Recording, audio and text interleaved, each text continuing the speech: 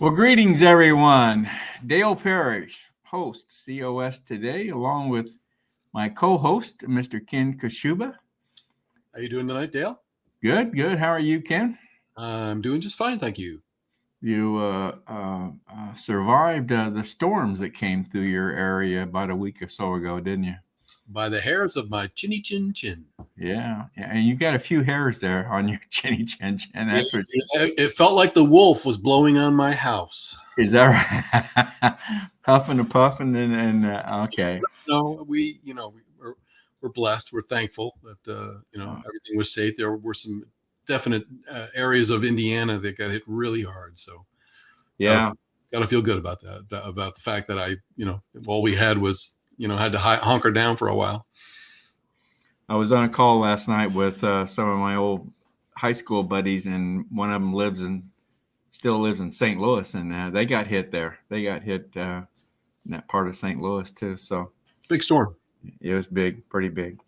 Well, Ken, tonight we're going to be talking about cryptocurrency, and we have a young man that claims to be a Bitcoin evangelist, and we'll explain that a little bit more as we bring him on and get into what he's going to be talking about tonight. So, without further ado, I want to bring on Charlie Myers. Hello, Charlie. What's going on, gentlemen? Hey, Charlie. Now I've introduced you as a Bitcoin evangelist. So you told us that's what you Self-proclaimed Bitcoin as you evangelist. Yes. self-proclaimed. So tell us a little bit. How do you come up with that? Well, just because I am that guy who don't bring it up around me unless you want to hear about it. Like, do you want to know? Do you want to know anything about it? Oh, you do? Okay, and then I'll annoy you. I'll make you regret, consenting. I see. Okay. But that's because it's a situation where, like most people, when you hear digital money, you're like, scam. Sounds like a scam. And I was around it a lot in Chicago.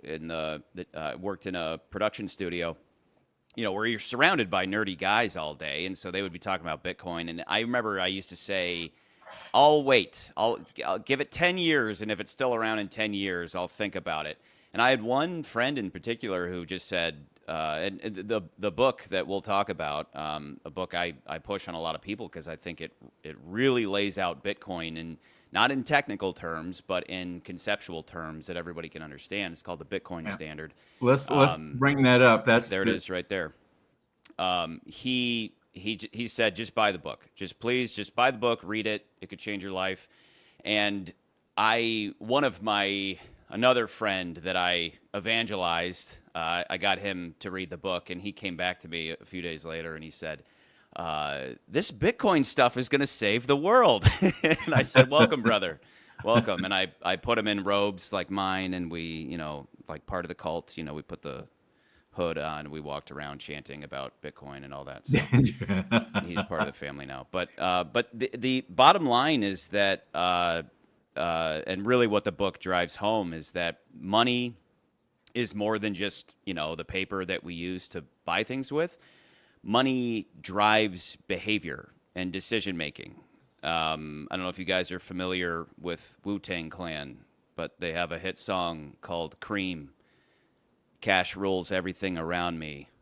Cream, and that's true.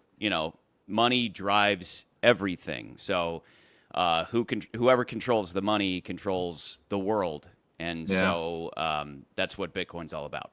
First and foremost. Charlie, would you consider this book kind of a textbook, especially maybe a beginner's textbook? I don't know about textbook because it's not, when you first see that, you go, oh no, is it going to be an engineering book basically? Is it going to teach me about like the nitty gritty of blockchain? It's all just conceptual. So I don't know if that applies to the first half of the book is just talking about what is money. That's why that image right there is that first image is a giant stone that some culture used as currency. and then the next one's obviously gold, and then the next one is a QR code that it would be. That's a method of transacting, is using QR codes to transfer Bitcoin. But that stone, that's a real thing, and the author points out how even though it is a giant rock that you can't even move, that is the closest thing conceptually to the way that Bitcoin works, because whoever owned the stone and wanted to give it to somebody else, like wanted to pass on the ownership to another member of this village, they would just go out amongst all the people and just go, hey, everybody, just so you know, Bill owns the stone now. I don't own it. He owns it. And so that public proclamation of ownership is a part of Bitcoin, which we'll get into. But Charlie, I'm glad you started off. I'm glad you started off with this book. I wanted to bring in just an email that we had gotten, because I think this is a good place to recognize this lady's email, because she told me already that she won't be able to view us tonight. Okay. But her email basically said, "I find it all to be very cryptic, and I'm not a techno person, but would like to know in non-technical terms the very basics of this currency." So Okay. she's laying out from the beginning that she would like those basics tonight, which I think, we're obviously not going to have time to get into a deep dive on this subject. But and we shouldn't. We And we shouldn't should. deep dive, because, from evangelizing my own father, he didn't want to hear any of that. It was the concepts, but it's funny that she chose the word cryptic, because that obviously applies, it being cryptocurrency. So, Well, that's a shout out to Allison Lucanis is her name, and she submitted that email. Couldn't be here tonight, but I wanted to get her email out of the way so we could basically let people know we're going to be starting from that perspective. People will be able to understand this. Just so everybody knows, we've for over a week now, we've been asking viewers to email us their questions if they can't be on the broadcast tonight, and ask the questions in person, to email us the questions. So we have a number of questions here lined up. Did you have any others, Ken, or? Yeah, I did. There was actually a couple more here. One of them, which probably we won't need to address tonight. It really, he gets his whole realm is a lot deeper. So we'll probably save that for another time, and maybe I'll pass the email on to Charlie. Maybe he can actually. Okay. Actually, that the person did submit some white paper on some deeper dive issues, and I'll let Charlie look at that. Wow, really? Yeah. So a little deeper question, but we did have one more. Let me see here that came in just today. And maybe, it's a good one to start, because I think this is from Dr. Bob in Indiana here. And he says, his question is, given the market volatility of cryptocurrency, how can it be deemed to be a store of value? So the volatility was predicted. I can't remember if it was in the original white paper that birthed Bitcoin, but the volatility was like, it will be volatile in the beginning. And that's why that term HODL, I don't know if you guys are familiar with HODL. It was a misspelling of hold originally, but HODL just turned into an acronym for hold on for dear life, which is, if you're going to buy it, just don't worry about, buy low, sell high, just purchase it and hold it. And because it's inevitably, it was going to be extremely volatile in its infancy, and Bitcoin is starting to come out of its infancy. It's a toddler, El Salvador adopted it as their national currency. As more countries do that, and it's not going to be the United States. The United States would be the last to adopt it as an official currency, because the dollar runs the world. So, but as more countries do that, as more corporations put it on their balance sheets, so on and so forth, as it's adopted, that volatility will go away. That being said, because it is inevitably volatile, and anybody who's not really connected to it will hear in the media that it's like, oh, it crashed today. Like, anybody who holds Bitcoin is used to losing 10% in a day and then going up 25% in a day. It's crazy. So you hold on for dear life. That being said, first thing to cover off on is do not consider purchasing it or investing in it or doing anything until you educate yourself. Again, I recommend the book, which I put a link in the YouTube description. I put it in the private chat for you too, Ken. There's a link if anybody wants to buy the book. I can't recommend it enough. And then never put in more money than you're willing to lose. That being said, Bitcoin is the money of the people. And so let me just quick lay out what I mean by that, because it plugs in. That's where it plugs in directly with Convention of States, which is why we're here. If you are indeed an American concerned with government overreach, and you want small government, and you indeed trust in God and not Big Brother government, Big Brother government run by fallible apes that think they can and should control everything, then you should educate yourself on cryptocurrency, but specifically Bitcoin. For tonight's purposes, we're going to forget that anything else exists, and as you shouldn't invest in anything but Bitcoin anyway, if it were up to me. But let's just pretend like Bitcoin's the only cryptocurrency, because fiat money, government money, is designed to keep all of us chasing our tails. And why would the government want this? The government wants everybody always working rather than spending any free time they might have volunteering for something like COS. Involving themselves in the affairs of government is a threat to government. The people building up sustainable societal wealth over time is a threat to government. So the government does this through inflation. Listen to Ron Paul's gone on about that for years. The hidden tax is inflation that slowly and steadily saps the value of the dollar by printing more and more over time. And every time they do so, only those who receive that money first benefit. Their cronies, and that's crony capitalism for you. They print money. It goes, whoever gets it first benefits from having that new influx, and then that inflation, that loss of value, trickles down to all of us. And so we're always losing our savings. We're constantly losing our savings, and this drives behavior. This makes everybody think more in the short term. Let me finish right here with, you've probably heard this quote from Jefferson. This is a very famous Thomas Jefferson quote. He was Secretary of State at the time. I believe that the banking institutions are more dangerous to our liberties than standing armies. Already they have raised up a moneyed aristocracy that has set the government at defiance. The issuing power should be taken from the banks and restored to the people to whom it properly belongs. If the American people ever allow the banks to control the issuance of their currency, first by inflation and then by deflation, the banks and corporations that grow up around them will deprive the people of all property until their children wake up homeless on the continent their fathers occupied. So he's talking about putting money under the control of the government away from central banks. I say take it away from all of them and give it to the people. And Bitcoin is the only currency that's ever really been able to provide that, but it's still in its infancy. Okay, I think we're getting way ahead of the game here. Okay, let's back up a little bit here. I know, Charlie, you wanted us to put this disclaimer out there so that everyone's aware of this, right?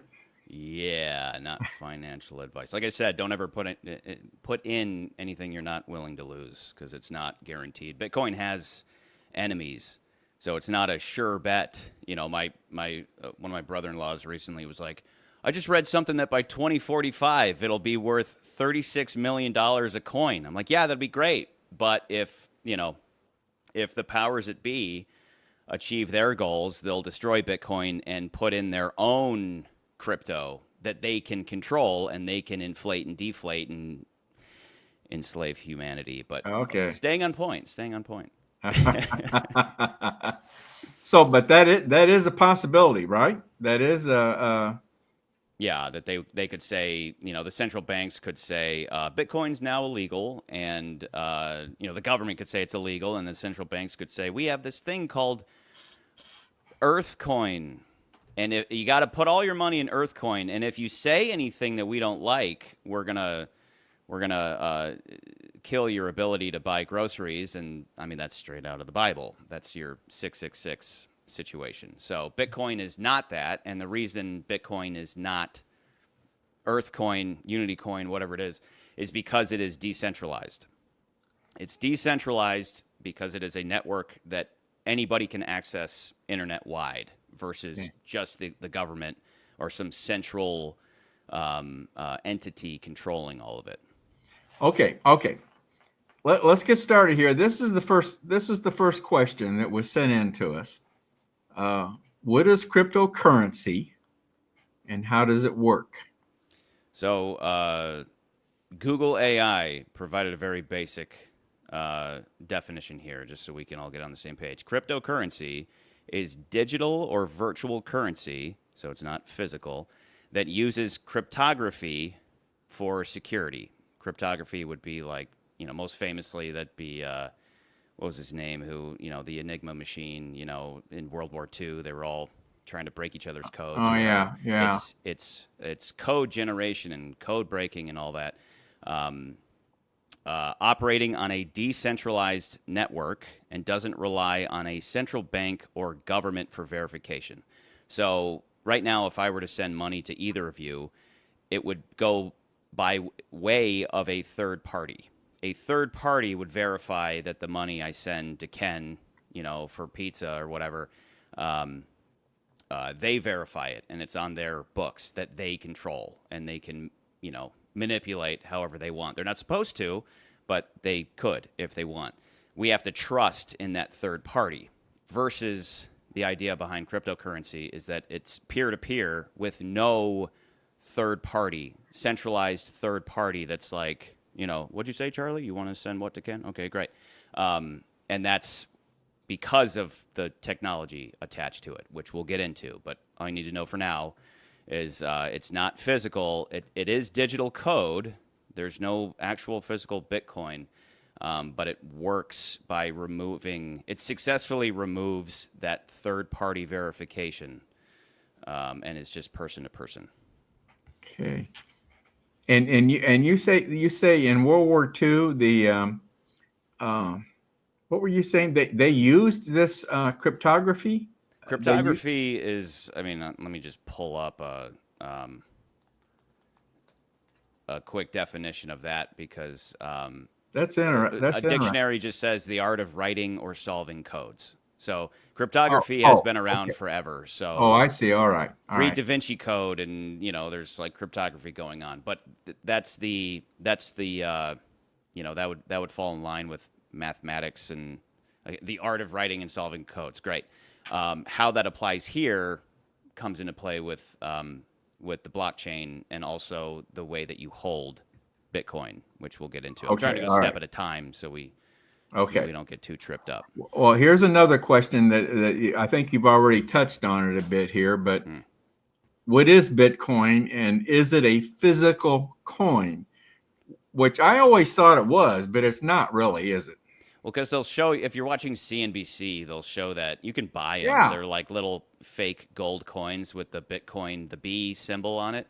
And that's just a way to visualize it. It's obviously, by calling it Bitcoin, it's following, in a metaphorical sense, established currencies. But it's a metaphor for this purely digital asset.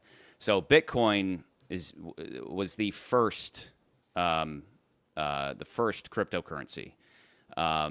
There's Ethereum now. There's thousands, and then guaranteed you guys have heard of the scam ones, the meme coins, like the Haktua coin was the most recent, where anybody can make a blockchain and get that going and have a bunch of dummies invest in it and then just take all their money. That, in my tinfoil hat view, that's all done on purpose. I mean, those people are just getting rich. They're helping themselves. But overall, the FUD, right? The fear, uncertainty, and I can't remember what the D is. Those are all there to just give Bitcoin a bad name because it is a threat. So forget about everything but Bitcoin. Bitcoin was the first. Consider it the only. It's not a physical coin. It is a distributed ledger.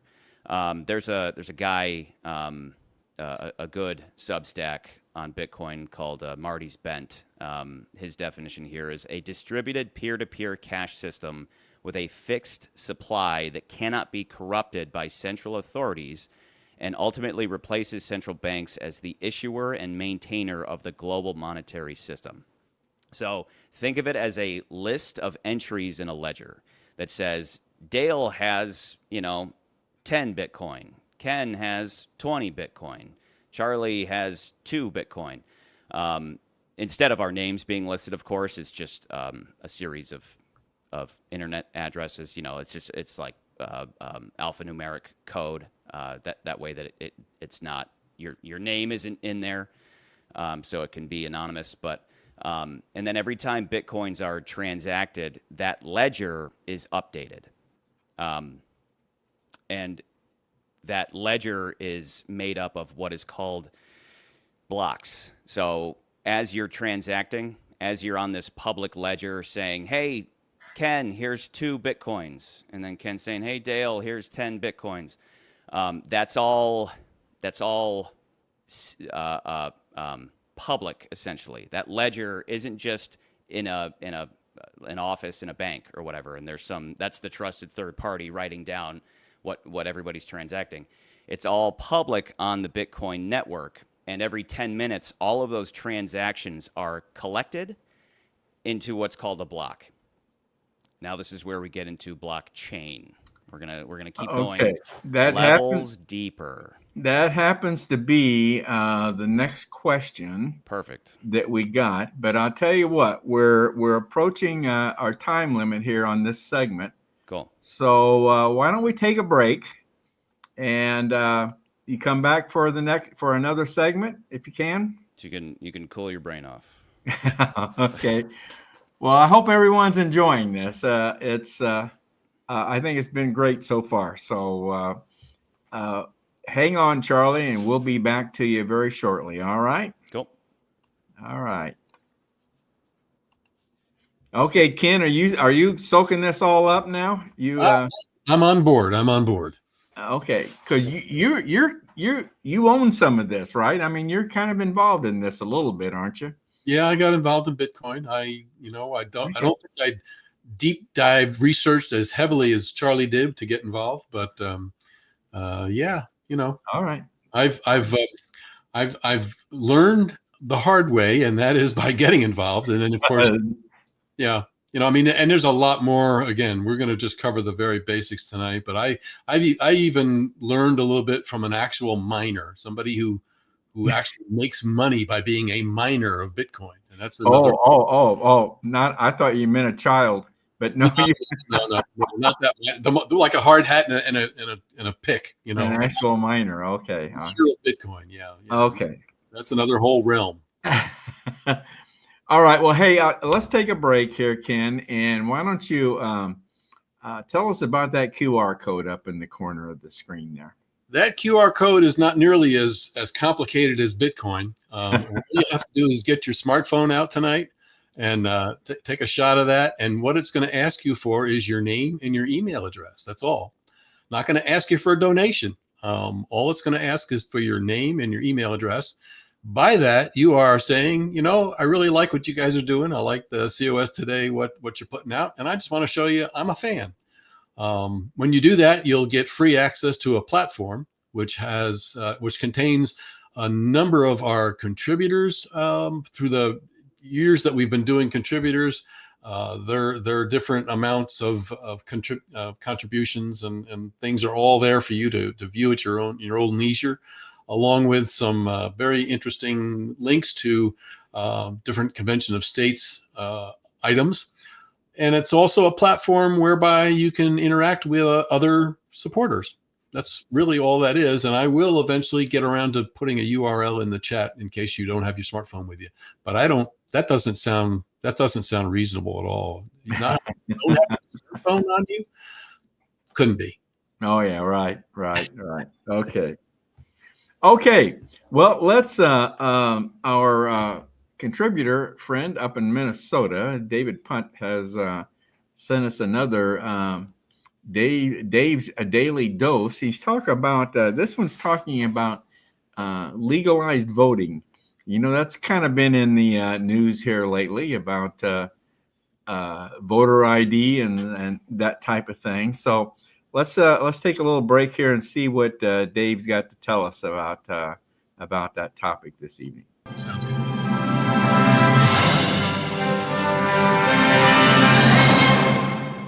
Off we go to the next pile of bureaucratic taxpayer cash and the next agency.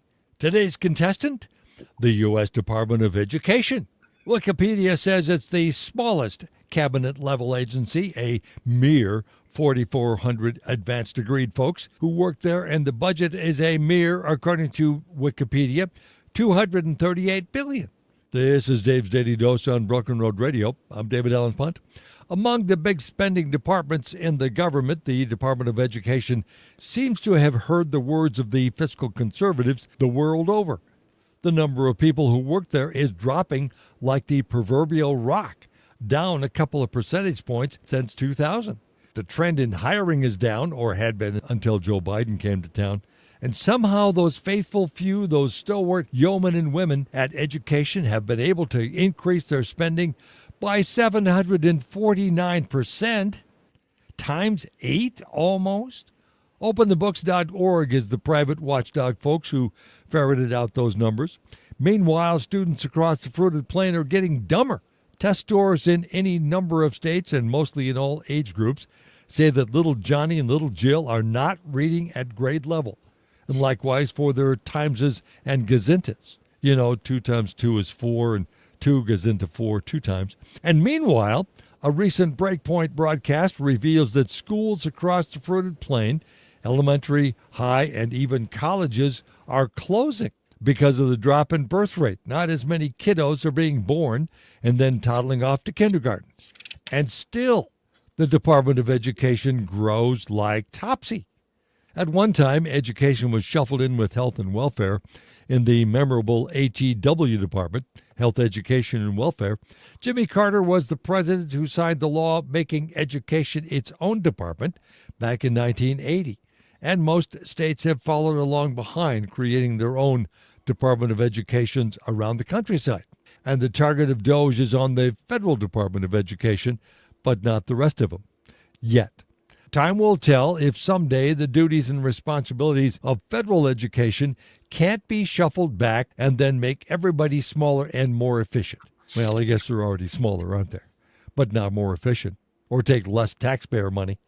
That may happen as soon as Elon and his Doge force make their recommendations. Time will tell. The danger in all of this cost-cutting and trimming of federal fat is without a permanent fix, perhaps a constitutional amendment, all that fat could come flooding back with the next liberal Democrat to take his or her seat behind the resolute desk in the Oval Office. The work is not done, friends. I'm David Allen Punt.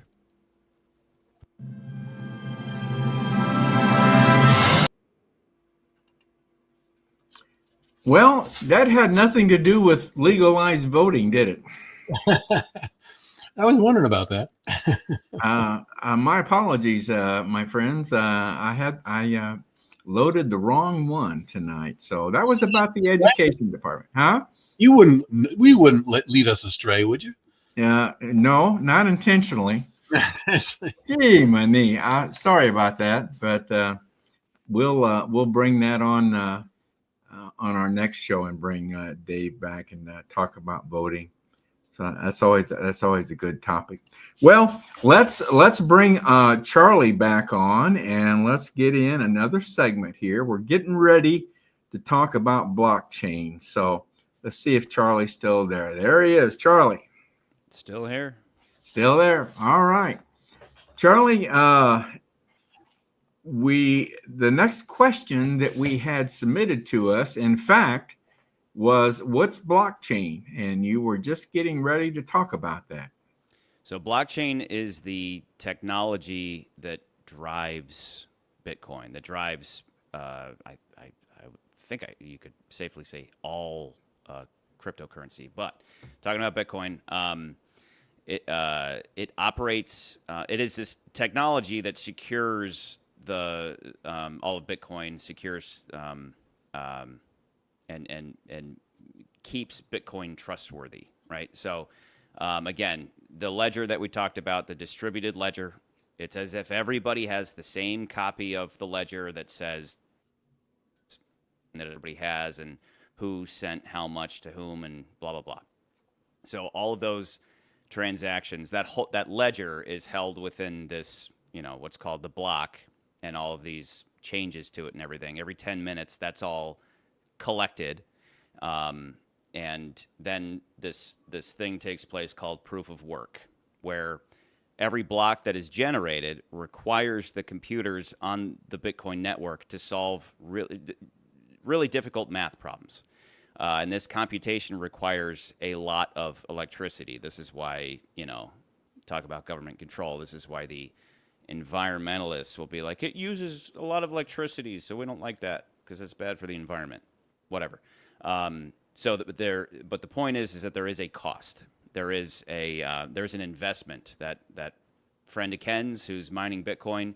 They have to buy the equipment, and they have to pay for the electricity bill. There's an investment in it, so it disincentivizes any tomfoolery, anybody messing with the blockchain. So there is actual work that has to be done to generate the block while confirming its authenticity. And then whichever computer achieves this proof of work first is rewarded with a fixed amount of Bitcoins. I think of it like a classroom where a bunch of students are tasked with solving a problem. They all get to work. They're all at their desks. They're all trying to finish first. But only one finishes first, and they get the gold star or whatever. And then all of the others confirm that they got the right answer. They're all crunching numbers to make sure that everybody's right. Okay, everybody's right. Everybody's right. They all want to be first, but either way, they all confirm whoever was first is correct. And anybody who isn't correct, their work is thrown out.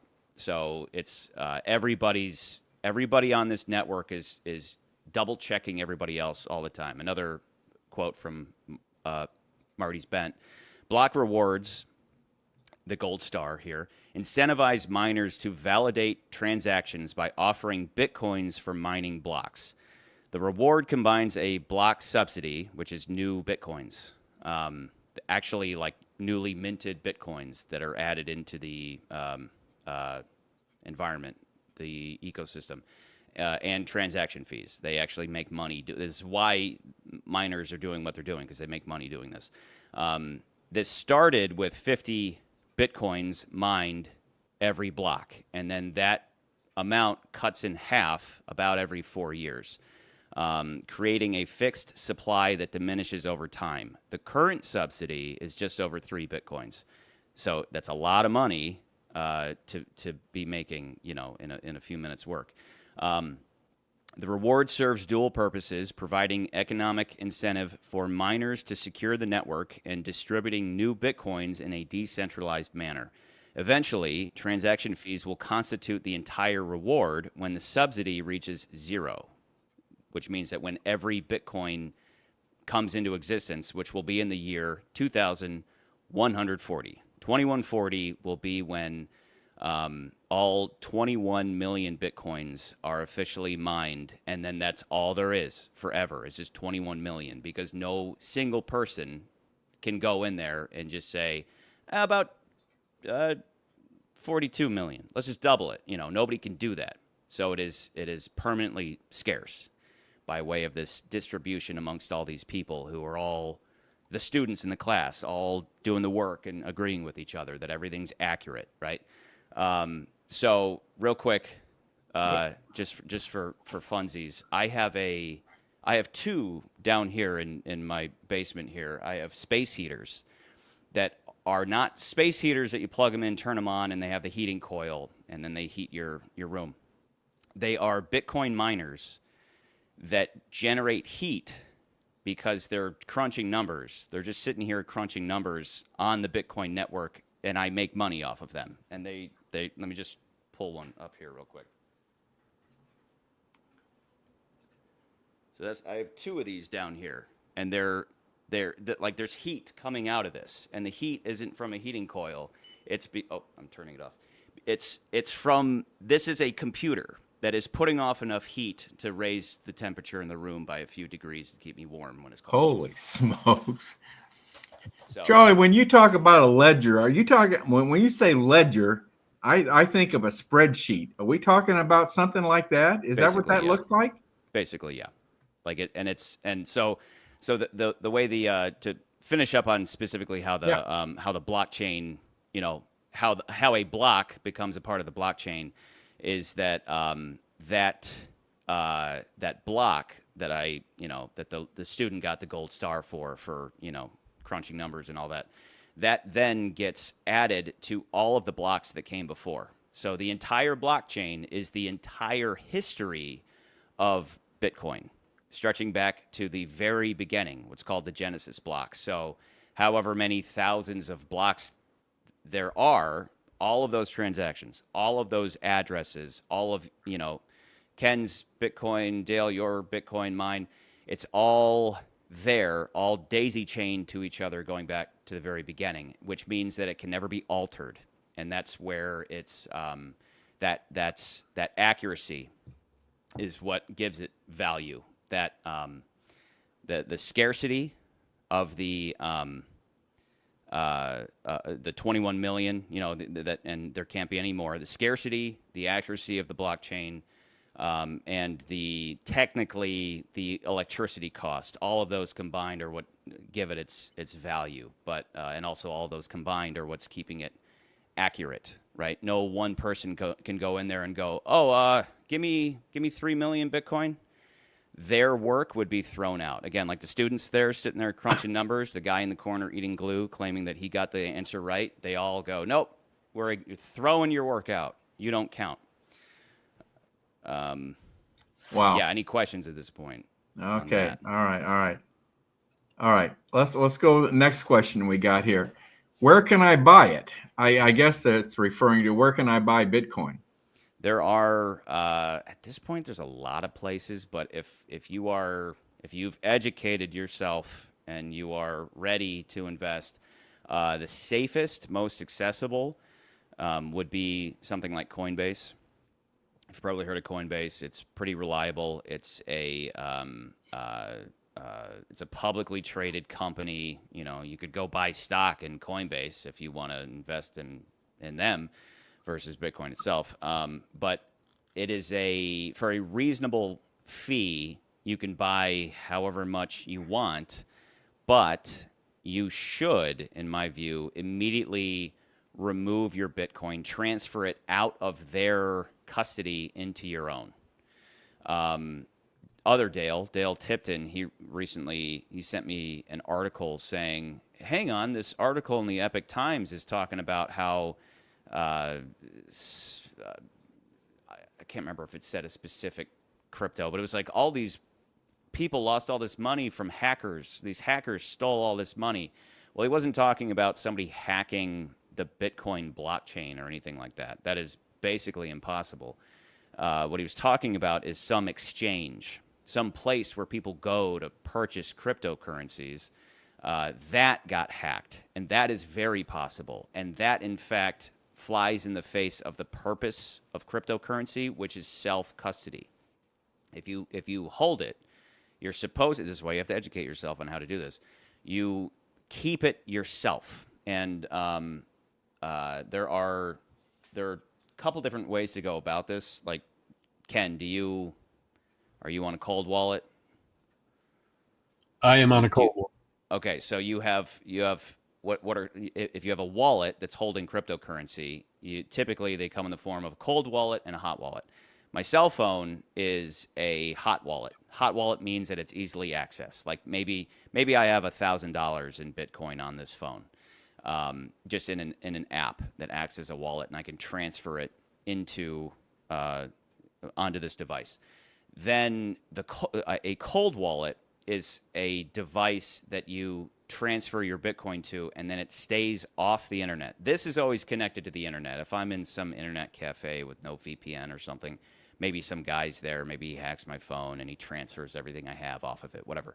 Cold wallets, and there's several different brands that are reliable brands for purchasing a cold wallet. It allows you to be your own bank. and you safely maintain custody of your Bitcoin. If you buy from Coinbase, that's an exchange where it's technically they're holding it. It's like a bank. It's like you hope that your money is safe with a bank. You hope that Chase is too big to fail. But what if they do? What happens then? That's why bank runs always occurred. With Bitcoin, there is no such thing as a bank run because you are keeping it yourself. There's the law of cryptocurrency goes not your keys, not your crypto. And by that, it means that if you ever send your Bitcoin to somebody else, it's not yours now because there's literally nothing you can do to get it back. So entire fortunes have been lost because people will send their Bitcoin to some app, some service that says, hey, yeah, you send us your Bitcoin and every week we'll give you $100. And then we take that and we put out loans, and the interest on those loans give you rewards. That's how Sam Bankman-Fried. That's why he's in prison right now because he was doing that and his company went down because once you send your hard-earned money to the fallible apes who go, oh, we can do anything. Look at all this money we have, and they think they're bulletproof. They end up spending it on naughty things, and then those fraudsters end up in jail. Anybody who didn't send them their Bitcoin, it's safe. It's totally safe. It may have gone down in value in the crash, but they still have their Bitcoin. This next question we got was, how do you hold it? That's the cold wallet you were talking about? Yes. So personally, I have a device called a ledger. So I know it's confusing because ledger is a term I've been using tonight, but the brand, it's a ledger cold wallet. And once you get it set up, you can purchase. I purchase Bitcoin through Coinbase, and then I immediately transfer it out of the custody of Coinbase into my own custody where nobody can touch it. Absolutely. Now, when you say cold wallet, you're not talking about a device. You're talking about a program, right, or an app or something.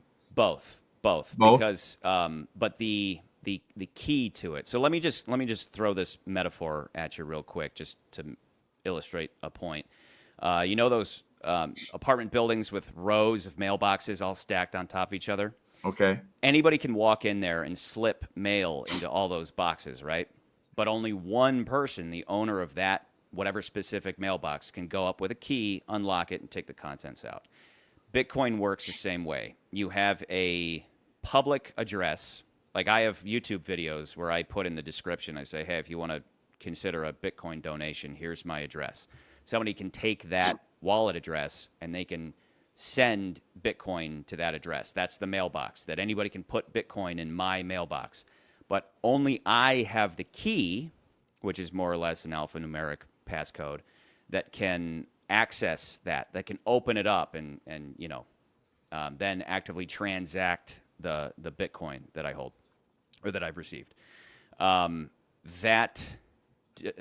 This ledger device enables that. That's how I can, that it contains the passcode to access my Bitcoin. When I'm not using it, it's locked in a safe so that nobody, it is kept off of the internet. It is not actively on the internet. Your computers right now are actively on the internet. If somehow they got hacked and you had Bitcoin on there, somebody could steal your Bitcoin. That is a hot wallet. A hot wallet is connected to the internet, ready to transact. A cold wallet kept off the internet. Now, you have to keep in mind that Bitcoin is still this distributed ledger that is on the internet, right? So when I say I transfer it to this device, it's not just on that device. It's still on the internet, on the public ledger. But the access, the key, the private key that only I have is on that device. And so I keep it locked away until I want to transact with it. Does that all make sense? Okay. You have to guard that key with your life. It can't. I mean, it has to be secure, and you can't depend on your memory or a piece of paper hidden in your desk. You should really safeguard that key. As Charlie said, put it on paper, but put that in a safe someplace. Yeah, there's all kinds of rules and regulations and guidelines that We could save for another go at this because I don't want to complicate things. I'm trying to keep things as surface level as possible. But yes, it is. You need to educate yourself on wallets, cold and hot, before you make your first purchase. You could go on Coinbase right now and throw $100 into Bitcoin. You know, a lot of people make that mistake. They go, well, I thought I had to buy a whole coin. No. You can invest any amount of money in Bitcoin. You could buy $10 worth of Bitcoin right now, and you could just, who cares about $10? You could leave that on Coinbase forever. If Coinbase went bankrupt, suddenly you don't have access to your $10. No big deal. But some people put their life savings into this, and then that company goes bust, and then they go buy rope, with the little money they have. So, yeah. Anyway. Okay. Any Well, other questions? let's get into this next question here. I think it's related. Why shouldn't I just buy the Bitcoin ETF? So you better explain to everybody, what is ETF first So of all. an ETF would just be like a stock market term. I believe that's exchange traded fund, right? ETF, which would be like it's like a mutual fund. It's it's something that my dad understands. Without me, my dad would go, I don't know how to cold wallet, hot wallet. I don't know any of this. I don't want that. ETFs make sense to me. I deal with those every day. I'll invest in the Bitcoin ETF. And I say, okay, that's fine, but you're not actually owning any Bitcoin. So, if it's up to me, hey, Char, do you want whatever, 1,000 shares of this Vanguard or whatever, this that's connected to Bitcoin or whatever, or do you want the actual Bitcoin itself? I want the Bitcoin itself. I want it to be on my wallet, in my custody, because when you purchase something like this Bitcoin ETF, you're essentially just investing in. I assume in an ETF like that, it's like Bitcoin businesses and mining companies and stuff like that, things attached to Bitcoin, and then maybe also like that entity owns some actual Bitcoin, but they're holding the Bitcoin. So remember, not your keys, not your crypto. You don't own the keys. You just are investing in somebody else who's holding Bitcoin. They have the keys. So you don't have Bitcoin, you just have a dollar amount equivalent, right? So this is another something from Marty's Bent. He said, this environment couldn't make the case for Bitcoin clearer if it tried. The world is drowning in debt, and individuals need a neutral, scarce asset that can't be manipulated by central planners now more than ever.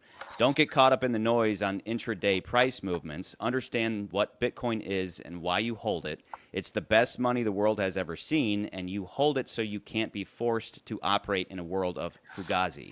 If you're just buying the Bitcoin ETF, which you can, you're still operating within the world of fugazi. Bitcoin could go up to $10 billion a coin, and that company that runs the Bitcoin ETF could go, there was something happened, something wrong. We're going to send you a dollar amount, in an equivalent dollar amount from what it was worth last week, and then they run off with the billions of dollars in profit and laugh their way, I guess not to the bank, because that would be dumb. But point being that they control it. You don't control it, defeating the purpose of cryptocurrency, which is self-banking, right? Okay. Well, Charlie, we're out of time for this segment, and we still got a couple more questions to go here. And Ken, I don't know if you've gotten any while we've been talking, but can you come back, Charlie, for a third segment here? Sure can. All right. Hang on. We'll be right back with you. I don't know, Ken. Like I've said, I'm still confused, but at a higher level than I was before, I think. Yep. It'll give you a headache if you spend too much time thinking about it. Well, this is something you've got to dedicate yourself to understanding, I think. I mean, it's yeah. it's Well, a whole new concept, I think. It is, and of course, as Charlie's been talking about, it's one of those things that I think we all recognize. At least most people, I think, recognize when you start looking at the level of corruption in our government and corruption in just the world in general, and the whole concept of a one world government and all this stuff. People people should wonder a little bit. I mean, I think of all the people right now that are under their bed tonight worrying about their 401k. And so when you start thinking in those terms, when you go back to some of the philosophies we've all heard when you're growing up is, hey, diversify your holdings. Don't put all your money in one bank or in one spot. Right. That's when people start thinking, when you start looking at that a little bit harder, and you say, well, this decentralized, currency makes sense to a certain degree. I mean, and it's something that, and I think for me, the bell went off when it was like, you know what? The bank wants to know what that $600 transaction came from. Right. $600. Come on, we're $37 trillion in debt, and you're worried about my $600. So that it kind of like, wait a minute, you don't really need to know where that $600 came from. Anyway, I sold my grandmother's antique chair for that. So that kind of opens up in a whole new question. Maybe we ought to pose to Charlie. Can the government tax any of this? Is this taxable in any way? Well, I can answer that question. Even without Charlie on that, it is taxable. When you, it's not taxable. It's not taxable if it's just sitting in your wallet. It's not taxable. But the minute you take some of that Bitcoin and translate it into your bank or dollars, now Uncle Sam wants his cut. So you're going to pay taxes when you pull that Bitcoin out and make it an American dollar. It'll get taxed. I would say so. Yeah, I would say so. Okay, let's take a break here, Ken, and we got another one of our weekly updates from our national group, COS National. So let's take a look at what they have to say this week, and we'll be back and bring Charlie on for our final segment this evening. Coming up on COS Now, last week brought unexpected wins, tough debates, and powerful voices to the forefront of the Convention of States movement. From legislative action in Montana and Texas to national conversations online and on air, momentum continues to build. All that and more on COS Now.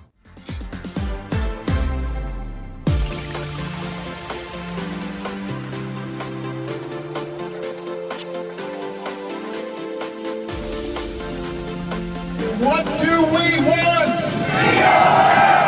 When do we want it? Now! Welcome back to another episode of COS Now. I'm your host, Rachel Martin, and on this show we break down all the latest news in the Convention of States movement. Before we get into it, make sure that you like this video, subscribe to the channel, and ring that notification bell so you never miss any new uploads. With that, let's get into today's topics. Last week started off with an unexpected victory for Convention of States. The Montana House Committee on Business and Labor voted 11-9 on HJR 5. Members, the motion to do pass House Joint Resolution 5 is passed with 11 for and 9 against. Then on Thursday, the Montana House of Representatives debated our Article 5 application, calling for a convention to propose fiscal restraints, jurisdictional constraints, and term limits on the federal government. Here's State Representative Curtis Schomer. We have heard a lot of fear-mongering and what ifs, and let's get back to the to the point at hand here. Congress spending is out of control. If this keeps up, I don't think we're going to have a country left. I mean, we are in so much debt right now. We can't even pay the debt on our debt. I urge you to address the matter at hand. Let's send a message to Congress, because that's just what this is. It's a resolution. Let's send a resolution to Congress to keep our country around. The Montana House ended up rejecting COS by a vote of 42-58, but this gave Montana activists key intel to strategize for victory in the next season. On Wednesday, the Texas team scored a victory in the House State Affairs Committee, which voted 8-5 to advance our Article 5 application. HJR 98 is a Convention of States resolution with no expiration date. For this month's COS at Home, the president of Wall Builders joined the program. Tim Barton reacted to President Trump's plan regarding the Department of Education, and he also sent a strong message to legislators in his home state of Texas regarding Convention of States. It's one thing to say as a conservative, we want to conserve things, but you have to ask, what are we trying to conserve? And if we're not trying to conserve constitutional things, then I would question how conservative are we?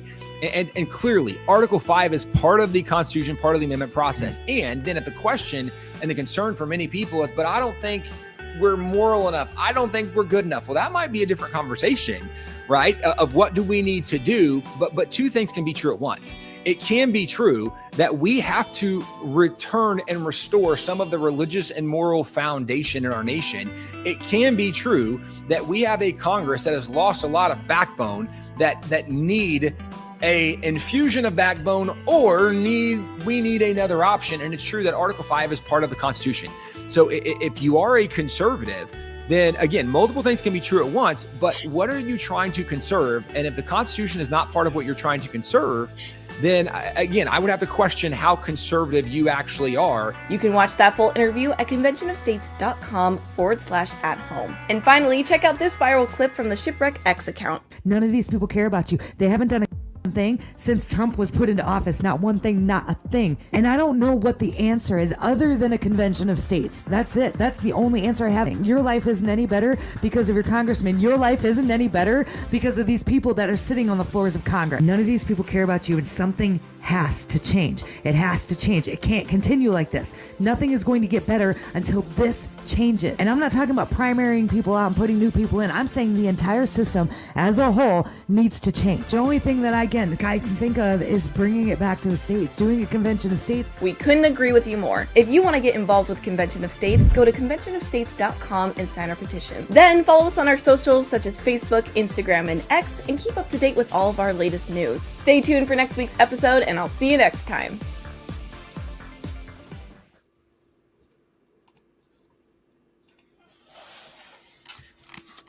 There we are. You know that Tim Barton, he's the son of David Barton. Do you know who David Barton is? Okay, It's familiar, but you'll have to refresh my memory. Yeah, you've seen him. He's a famous historian, and he's a very close friend of Convention of States and our leader Mark Meckler, and the gentleman that heads up, I can't think of his last name's Green. His first name escapes me right now, but anyway, he's been in the limelight for a long time. He's a famous historian, maintains one of the best museums, history United States museums. So that's his son.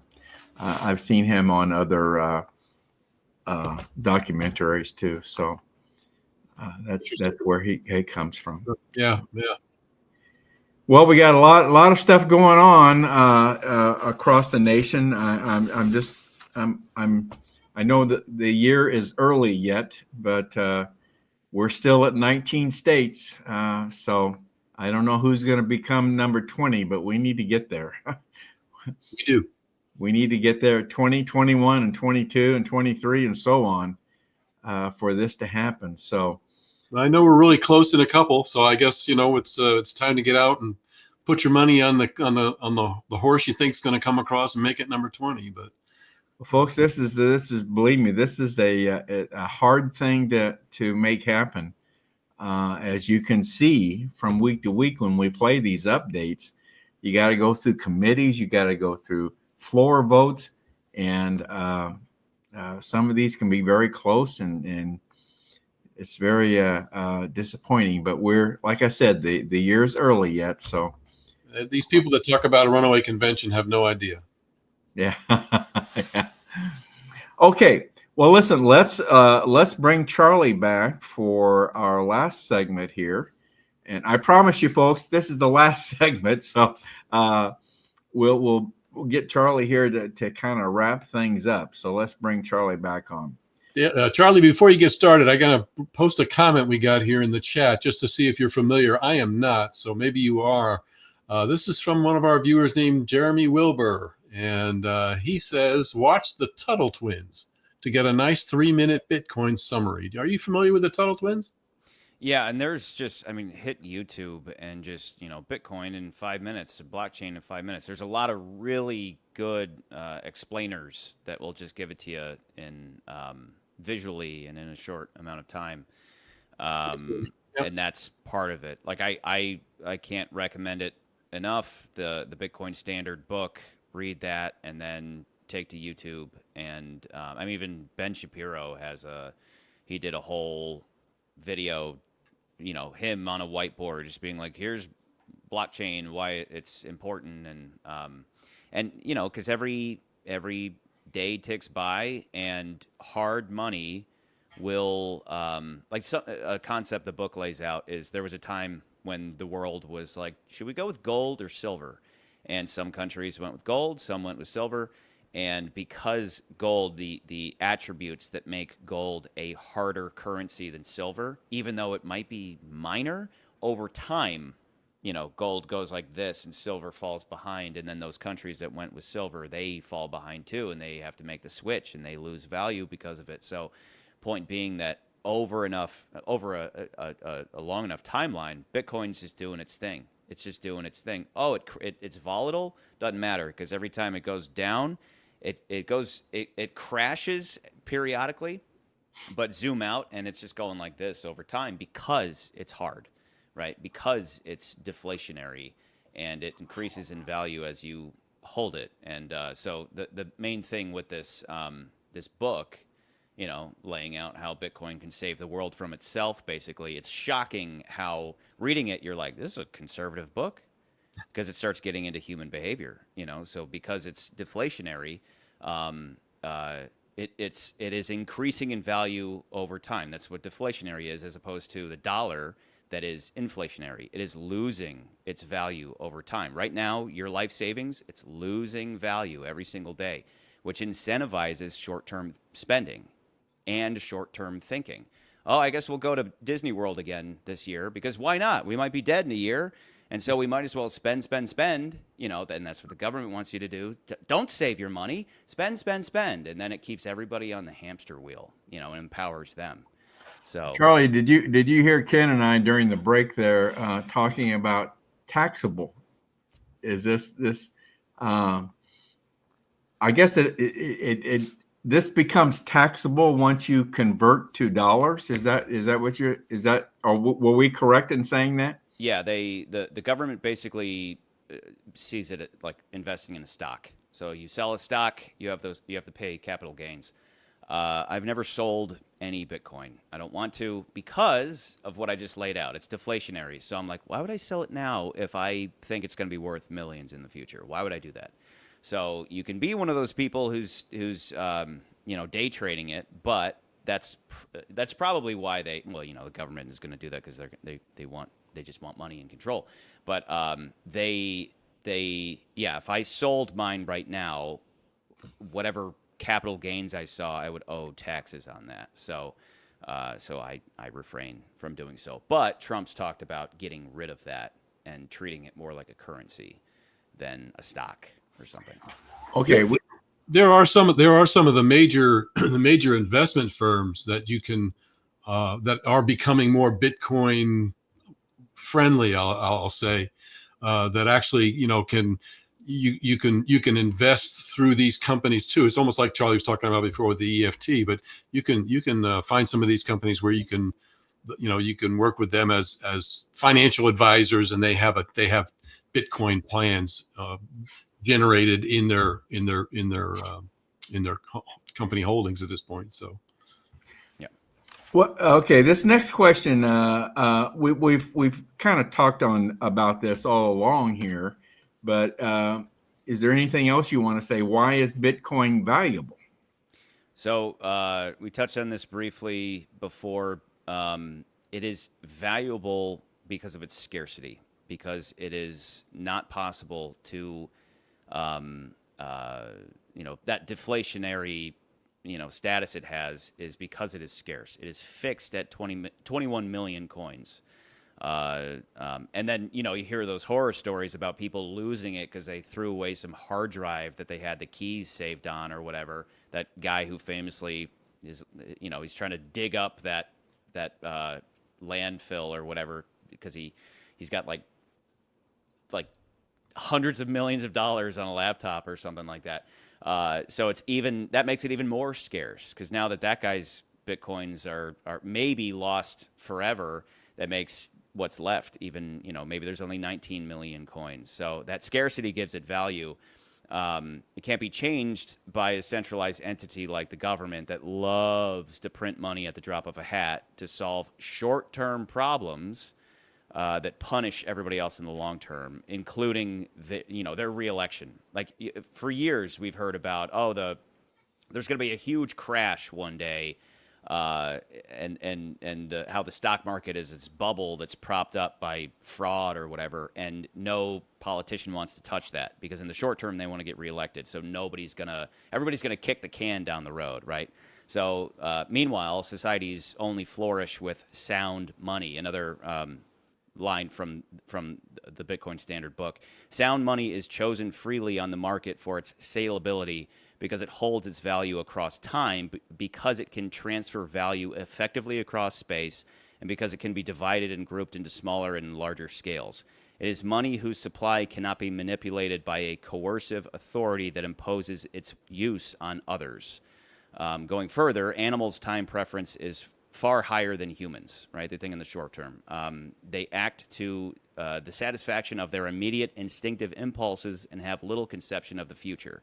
Human beings' lower time preference allows us to curb our instincts and animalistic impulses, think of what is better for our future, and act rationally rather than impulsively. Instead of spending all our time producing goods for immediate consumption, we can choose to spend time engaged in production of goods that will take longer to complete if they are superior goods. As humans reduce their time preference, they develop the scope for carrying out tasks over longer time horizons for satisfaction for ever more remote needs, and they develop the mental capacity to create goods not for immediate consumption, but for the production of future goods, in other words, to create capital goods. As people start spending more and saving less, they become more present-oriented in all their decision-making, resulting in moral failings and a likelihood to engage in conflict and destructive and self-destructive behavior. This is what the government wants. Dependent children of men who, aren't volunteering for COS because they work.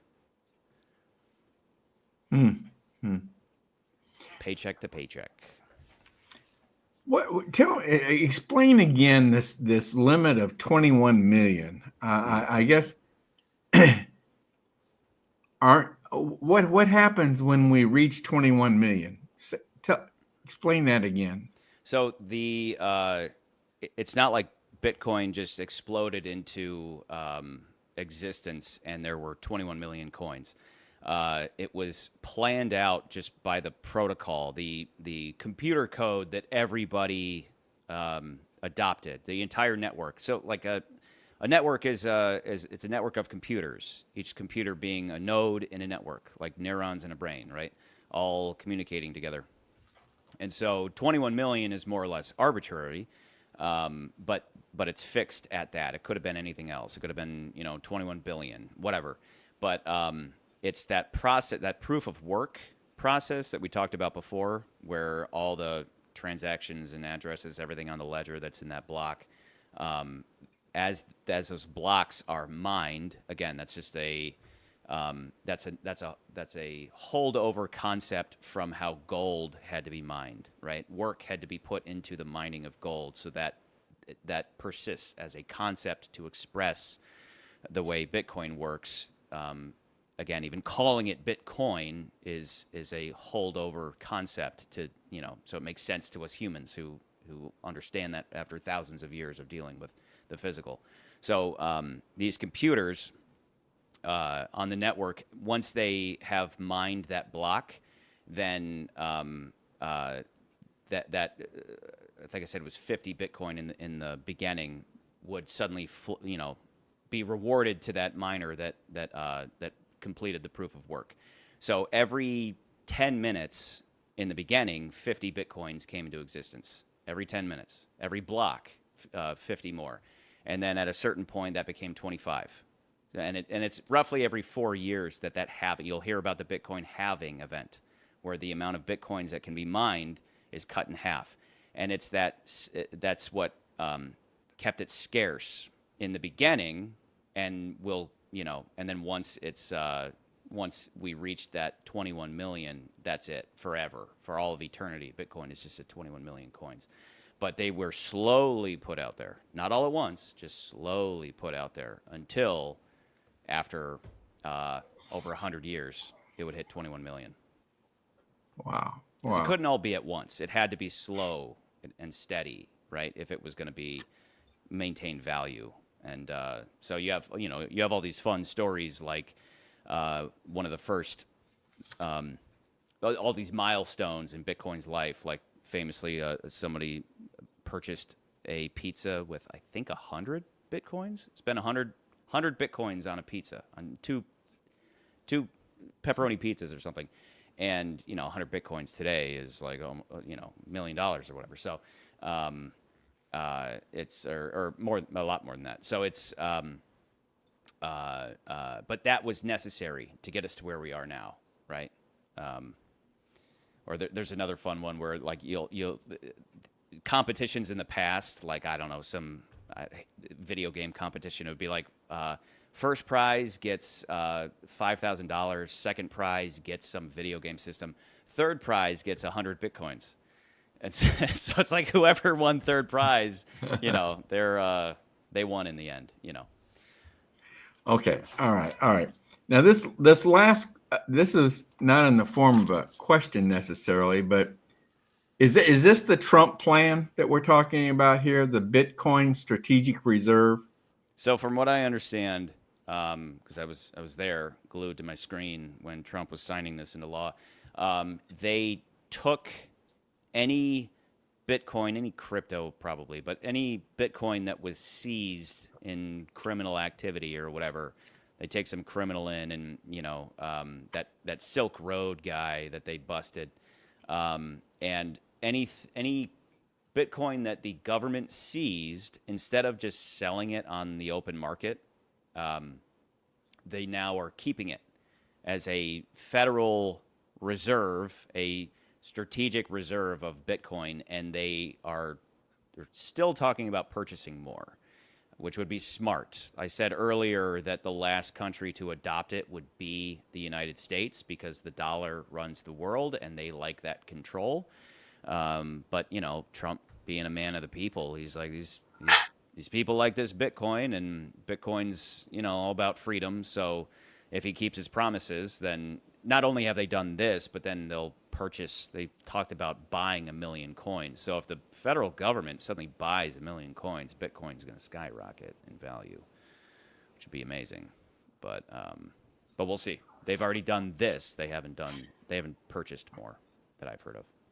So is this, could we pay off the national debt with something like this? I mean, is this a part of the philosophy, you think, behind paying off the national debt? Yes, Bitcoin could pull us out of this mess we're in, because it is hard money. Forgive me, I got one other fun quote here. This is a man named Montague Norman, governor of the Bank of England, addressing the United States Bankers Association in New York in August 1924. Capital must protect itself in every possible way, both by combination and legislation. Debts must be collected, mortgages foreclosed as rapidly as possible. When through process of law the common people lose their homes, they will become more docile and more easily meanwhile, BlackRock's buying every home in the U.S.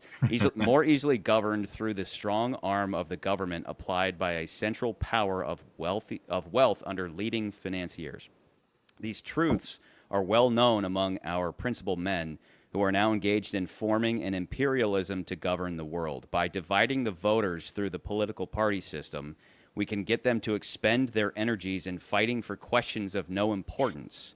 It is thus by discrete action we can ensure for ourselves that which has been so well planned and so successfully accomplished.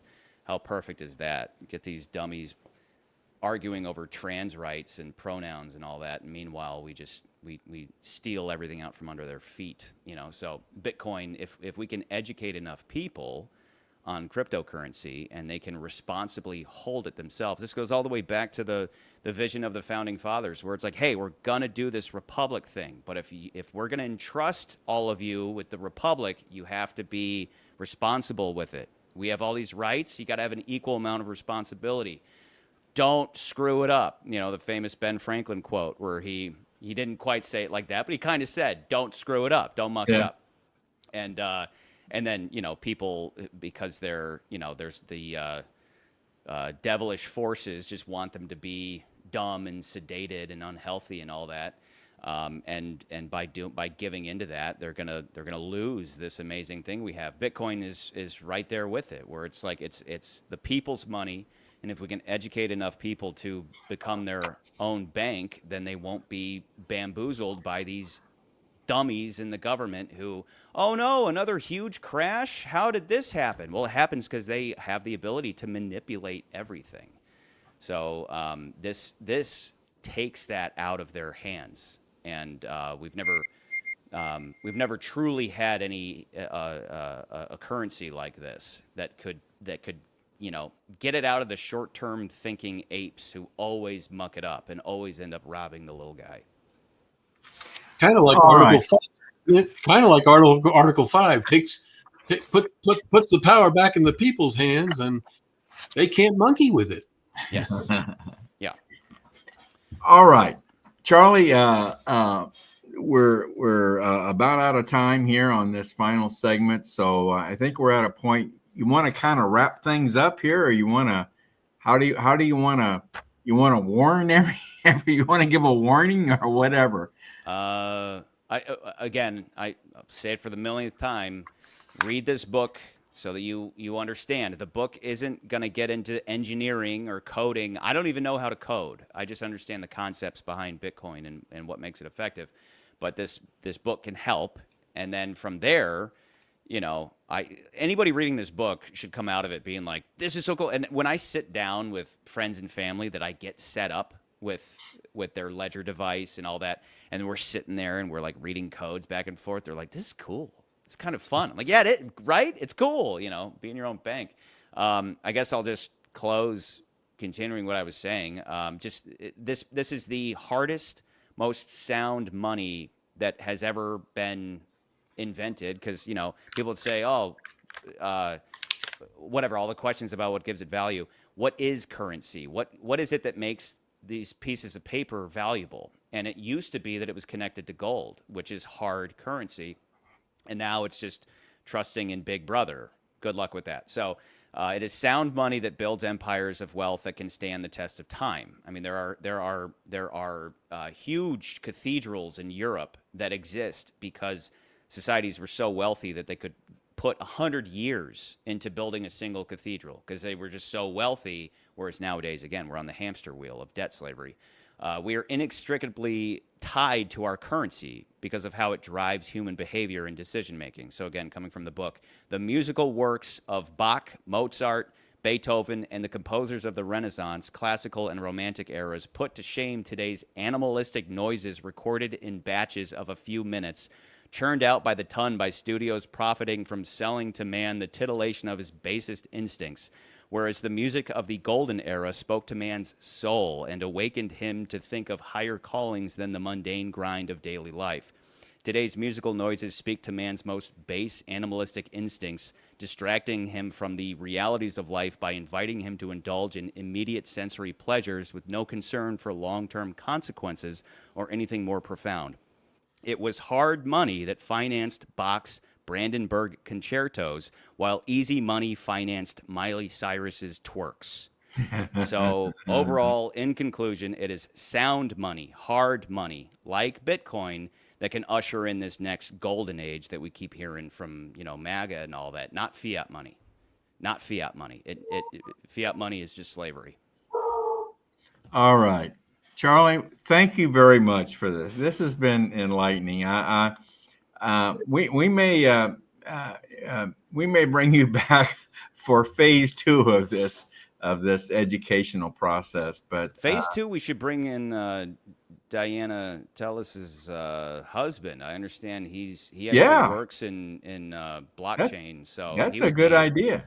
He could school me. I'd love to ask him questions. Yeah, that's a good idea. Yeah. Charlie, thanks again. And except for the visual you have now put in my head that I can't unsee, and that's twerking. So, you know, you had to end with that.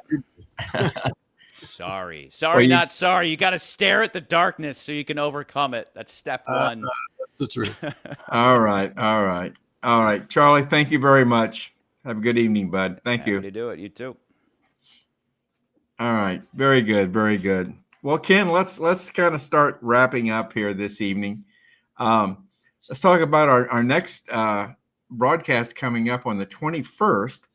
Another one of our contributors, Tim Heidenreich, is going to talk to us about our military now on the southern border.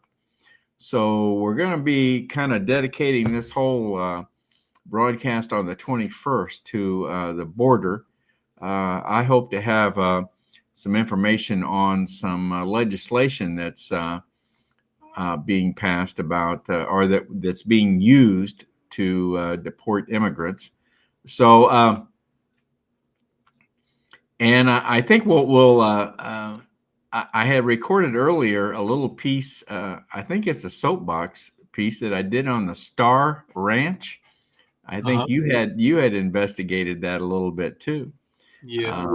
How this all plays into what's going on with the southern border. So that's all coming up next Monday on the 21st.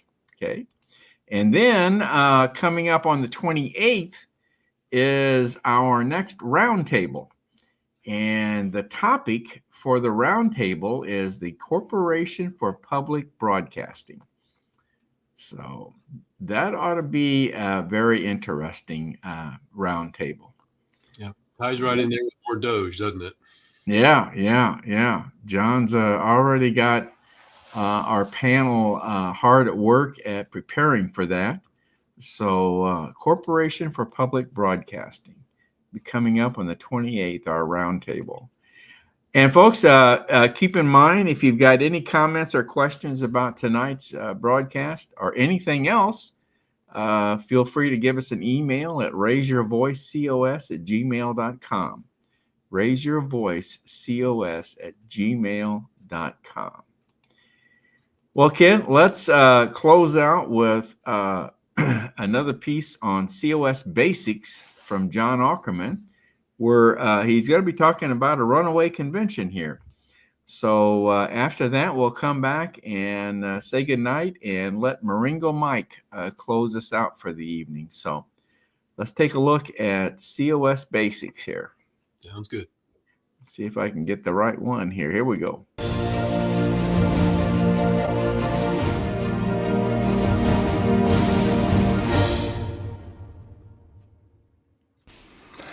John Ackerman for Convention of States, Indiana. This is our ongoing series on COS basics, and starting today and continuing for the next several episodes, going to be having some fun busting some myths. The first myth that I want to bust is this one, that the 1787 Philadelphia Convention was a runaway convention.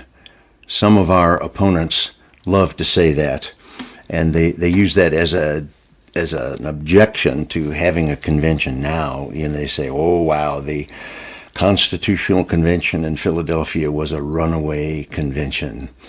That's the myth.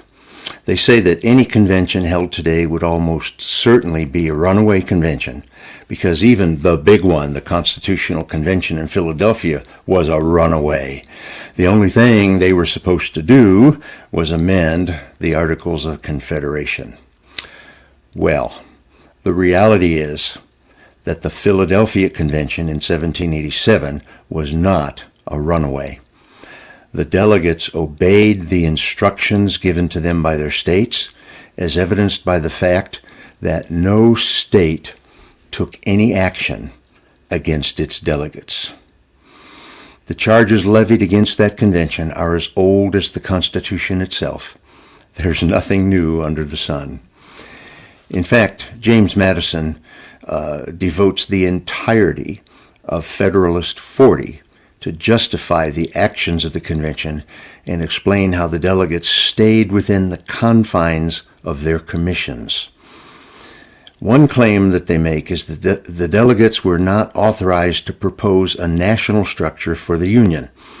They were restricting to revising and amending the federal structure only. We're getting a little bit in the weeds here, but this is one of the things they say. Well, this is the first point that Madison addresses in Federalist 40. He says they were authorized to propose a mixed structure, partly federal, partly national. The second claim that opponents make is that the convention did not revise and amend the Articles of Confederation. It proposed a whole new convention. Madison addresses this claim also. Concerning the extent of the changes recommended by the convention, Madison notes that alterations in the body of the instrument are expressly authorized, and new provisions therein are expressly authorized. Therefore, the convention had, quote, the power to change the title of the document, to insert new articles, and to alter old ones. There was no limit on the instruction to revise and amend the Articles of Confederation. Dramatic changes were expected by everyone. Madison notes, again in Federalist 40, that the states would never have appointed a convention with so much solemnity, nor described its objects with so much latitude, if some substantial reform had not been in contemplation. Today, we would paraphrase the charge to that convention as, do whatever it takes to keep the Union together. Busted. The myth that the convention in Philadelphia in 1787 was a runaway convention is busted. It was not a runaway convention. It did exactly what the various states wanted it to do, as evidenced by the fact that no state prosecuted its delegates, and further evidenced by the fact that the states actually went ahead and adopted this Constitution. And I am so glad that they did.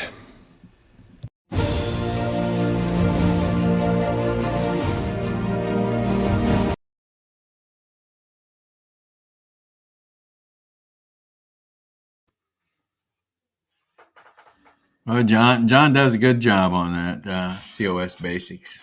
Covering the basics. Yes, he does. We try to do one of his every week. So good job. Good job. Well, Ken, that's a wrap for tonight. I think we had an interesting program tonight. I hope our viewers enjoyed it, and I think I like Charlie's idea about bringing this other gentleman on. We just learned recently that Diana Tellis is one of our other contributors. She's in Ohio, and we just learned that her husband, he's involved in a blockchain. Is that right? He writes code, so I don't know whether it's strictly with a blockchain, but I know he writes code and probably has a great deal of knowledge about code for blockchain. Because blockchain is used for other things other than Bitcoin too. I mean, blockchains are being developed for other uses. So somebody that is knowledgeable about the code and what it would take to do all of that would certainly help us all understand and give us a little more peace of mind about blockchains. Well, I think we'll pursue that. Hopefully, I've never met him, so hopefully he can talk about it in a way that our people like us could understand. Code and blockchains for dummies. Yeah. Right. So we'll pursue that, and I think that would be an interesting conversation between Charlie and him, and so we'll look at maybe trying to line that up. So anyway, that's a wrap for tonight, folks, and I'm going to let Maringo Mike close us out this evening. So if you're interested in Convention of States, listen to what Maringo Mike has to say here, and we would enjoy and love to have you come on board as a supporter of Convention of States. So, Ken, anything else before we sign off here? Everybody take a couple extra aspirin and stay safe. Tomorrow's April 15th. That's right. It sure is, isn't it? Yeah. All right. You got yours all done and everything? Went in today. Yep. Oh, we've already got our refund. So I didn't get anything back, so I waited as long as possible. You waited as long as possible. All right. All right. Thanks a lot. See you. Good night, everybody. Maringo Mike here with a reminder that our work to raise the bar on making our federal government accountable to the people is only halfway done. We need to grow our grassroots army of citizens every day to fulfill the vision of our forefathers and keep our land free and prosperous. So, if you have never signed the petition to show your support, use that QR code and do that now. While you're there, why not kick it up a notch and volunteer for many of the positions available where your talents can make a difference as we march into a new year. Thank you, and God bless.